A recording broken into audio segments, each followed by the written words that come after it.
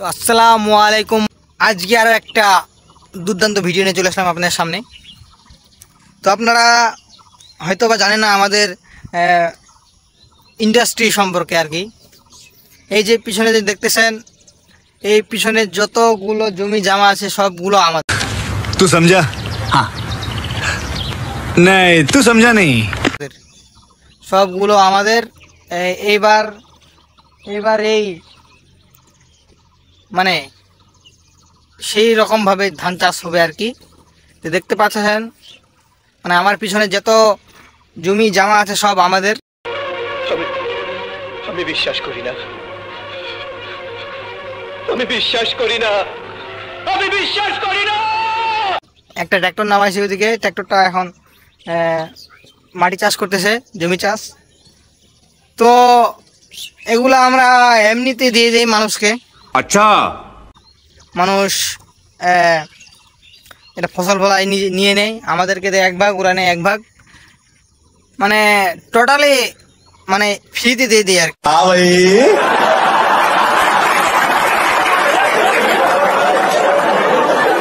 कैसी लगी आगे स्वाद কি তো হয়তো বা আপনারা জানেন না আমাদের এতগুলো জমি, মানে পুরা একটা এলাকা জুড়ে আমাদের জমি। এই পুরা পুরা পুরা এলাকাটাই আমাদের জমি।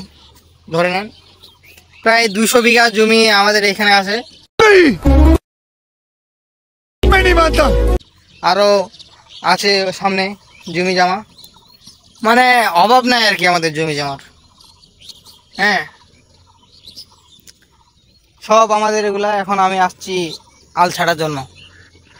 এই যে এই জমিটার আমি এখন আল ছাটবো। আল ছাটে তারপরে এটাতে ধান রোপণ করবো আর কি।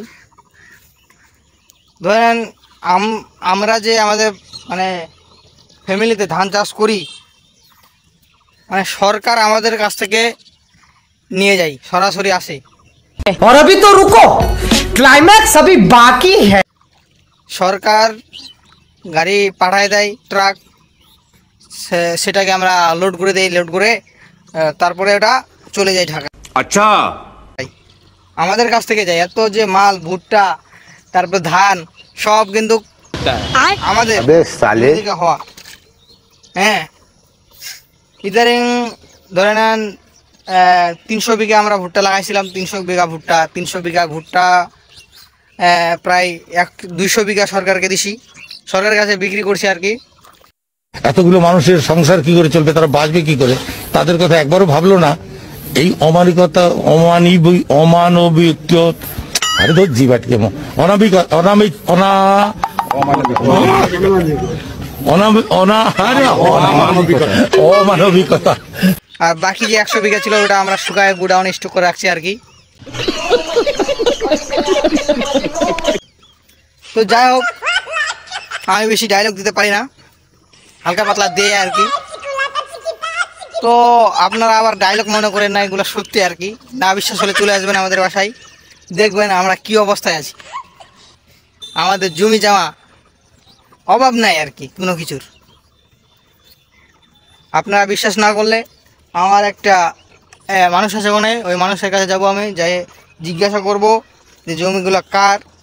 তারপরে আপনারা প্রুফটা নেবেন, তারপরে একটা ডিসিশন নেবেন, কমেন্ট করবেন, কমেন্টে জানাবেন।